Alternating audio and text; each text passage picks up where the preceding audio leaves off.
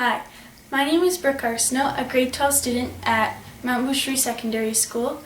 My plan is to go to university to become a sports medicine doctor.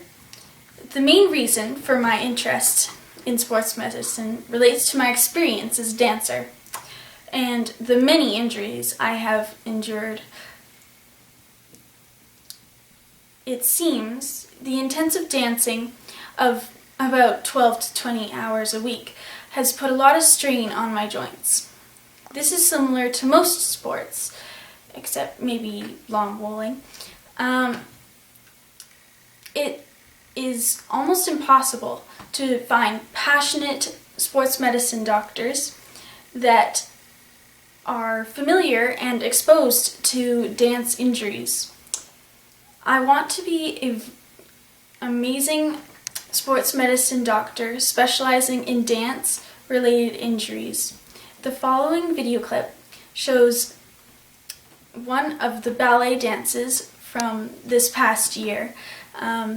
Notice the moves and the intricate technique that could easily result in injury.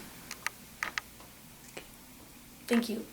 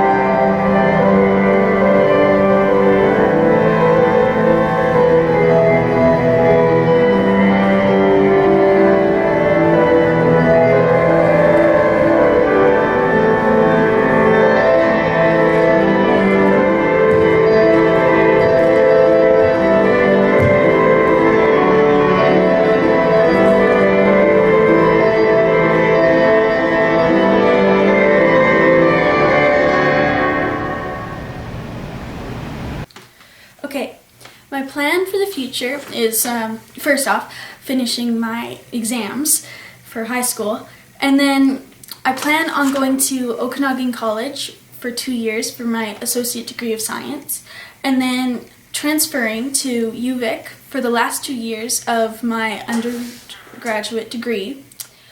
I then plan on going to med school at UBC and completing that and receiving my MD PhD for sports medicine. In preparing for these long-term goals, I have worked really hard to achieve the marks needed for being accepted into medical school. I've spent many hours researching the courses and curriculum needed to meet my goal of becoming a doctor.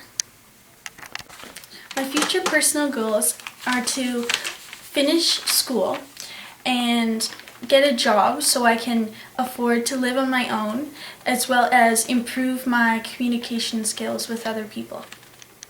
I have participated in many extracurricular activities, including dance, taekwondo, singing, piano, guitar.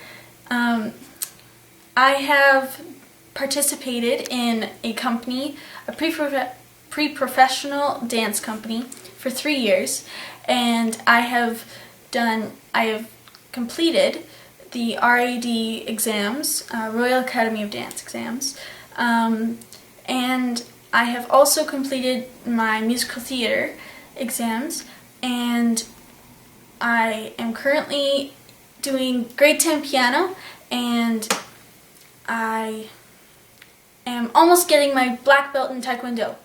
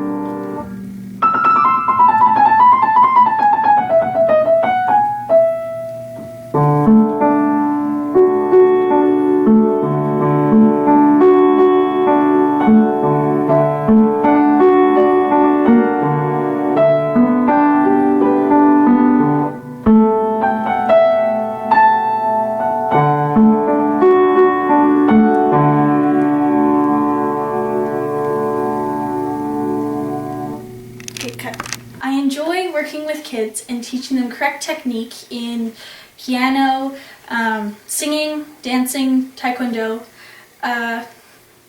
Well, okay.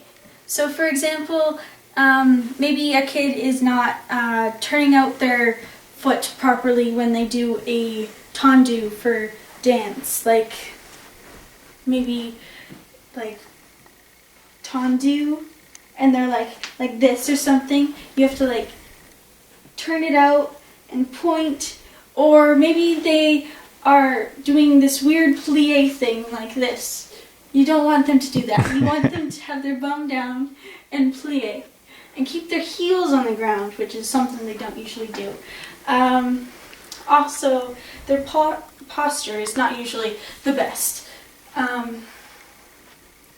For arms, they probably usually have chicken arms. So you want them to be like this, and that way you can do it nice stuff and all this. And yeah. Oh yeah, and the most important thing I forgot to say was that I want to teach them correct techniques so they don't injure themselves when they're doing something. Their knee can get hurt, or their back will get hurt from standing wrong, or maybe their hip gets sore. I know lots of people in dance get their hips sore. So they need to figure out how to turn out properly and plie properly and point their toes properly so that they can go on point later, because you don't want to break your ankle. In the future, I can see myself teaching kids how to do dance, singing, taekwondo, piano, and everything that comes with that. And also, I have participated in Adopt a Stream and all that stuff, so I want to make them more realize what like plastics and all that stuff does to the environment. So I would like them to be knowledgeable of that stuff. So I just love teaching, and I'm also up for learning anything too, so that's good. Off right away. Okay. One of my strongest attributes is perseverance.